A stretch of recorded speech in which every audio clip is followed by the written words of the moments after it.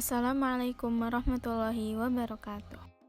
Pada kesempatan ini, saya Syakira Farah Aina Mardiah dengan NIM I00025988 akan mempresentasikan analisis putusan pengadilan mengenai sengketa tata usaha negara antara penggugat dengan Kepala Dinas Kependudukan dan Pencatatan Sipil Kota Surakarta terkait pembatalan perceraian. Kronologi kasus. Kasus ini bermula dari perkawinan antara Gunawan Pranoto dan Feni Hendro Gunawan yang menikah secara sah pada tahun 1992 dan memiliki 4 orang anak. Kemudian, pada tahun 2015, Pengadilan Negeri Surakarta memutus perceraian keduanya melalui putusan First Take. Berdasarkan putusan tersebut, Dinas Kependudukan dan Pencatatan Sipil Kota Surakarta menerbitkan akta perceraian. Setelah perceraian itu, Gunawan Pranoto menikah kembali dengan Heni Maya Safira pada tahun 2018 dan perkawinan tersebut tercatat secara resmi. Namun, mantan istrinya kemudian mengajukan perlawanan atau verzet terhadap putusan perceraian tersebut. Pada tingkat banding, Pengadilan Tinggi Semarang membatalkan putusan perceraian karena perkara dianggap ne bis in idem. Putusan tersebut kemudian dikuatkan oleh Mahkamah Agung melalui kasasi dan peninjauan kembali. Berdasarkan rangkaian putusan tersebut, Kepala Disduk Capil Kota Surakarta menerbitkan surat keterangan pembatalan perceraian pada tahun 2025. Penggugat merasa dirugikan karena pembatalan perceraian dilakukan tanpa adanya amar putusan pengadilan yang secara tegas memerintahkan pembatalan perceraian. Selain itu, penggugat juga telah menikah kembali secara sah sehingga timbul ketidakpastian hukum terhadap status perkawinannya yang kedua. Karena keberatan administratif dan banding administratif ditolak, penggugat akhirnya mengajukan gugatan ke PT UN Semarang. Yang selanjutnya ada legal standing penggugat. Legal standing atau kedudukan hukum penggugat didasarkan pada pasal 53 ayat 1 Undang-Undang PT UN, yaitu seseorang dapat menggugat apabila merasa kepentingannya dirugikan oleh suatu keputusan tata usaha negara. Dalam perkara ini, penggugat memiliki legal standing karena terdapat objek sengketa berupa surat keterangan pembatalan perceraian yang diterbitkan oleh pejabat tata usaha negara. Selain itu, penggugat juga dapat membuktikan adanya kerugian langsung, yaitu terganggunya kepastian hukum atas perkawinan keduanya yang telah sah menurut agama dan negara. Penggugat juga telah menempuh seluruh upaya administratif sebelum menggugat ke PT UN, sehingga syarat formal pengajuan gugatan telah terpenuhi.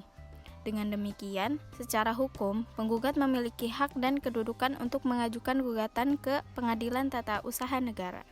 Dan yang selanjutnya ada penilaian pembuktian.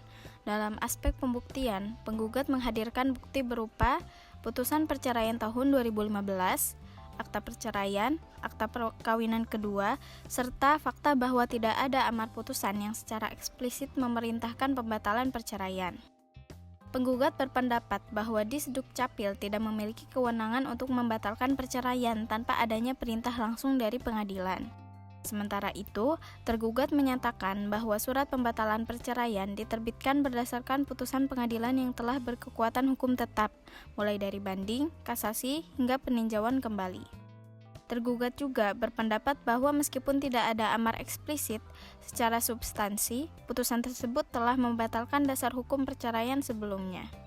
Oleh karena itu, inti pembuktian dalam perkara ini bukan lagi mengenai sah atau tidaknya perceraian, melainkan mengenai apakah tindakan administratif Disduk Capil dalam menerbitkan surat pembatalan perceraian sudah sesuai dengan kewenangan dan prosedur hukum administrasi negara.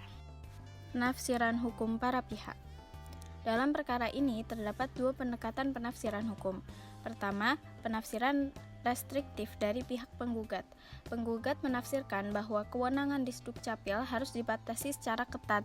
Menurut penggugat, pembatalan perceraian hanya dapat dilakukan jika ada amar putusan pengadilan yang secara jelas memerintahkan hal tersebut. Karena tidak ada amar yang eksplisit, maka tindakan Disduk Capil dianggap melampaui kewenangan atau ultra vires. Kedua, penafsiran ekstensif dari pihak tergugat. Tergugat menilai bahwa putusan pengadilan yang membatalkan dasar perceraian otomatis menimbulkan akibat hukum berupa batalnya status perceraian. Dengan demikian, Disdukcapil dianggap berwenang menyesuaikan data administrasi kependudukan demi menjaga kepastian hukum dan kesesuaian data negara. Selain itu, tergugat juga menggunakan pasal 2 huruf E Undang-Undang PTUN yang menyatakan bahwa keputusan tata usaha negara yang merupakan pelaksanaan putusan pengadilan bukan termasuk objek sengketa PTUN. Kesimpulannya, perkara ini menunjukkan adanya konflik antara kepastian hukum administrasi dengan pelaksanaan putusan pengadilan. Sengketa ini juga memperlihatkan pentingnya batas kewenangan pejabat administrasi negara dalam menerbitkan keputusan yang berdampak pada status hukum warga negara. Oleh karena itu, kasus ini menjadi contoh penting dalam kajian hukum administrasi negara, khususnya mengenai hubungan antara putusan perdata dengan tindakan administrasi pemerintahan.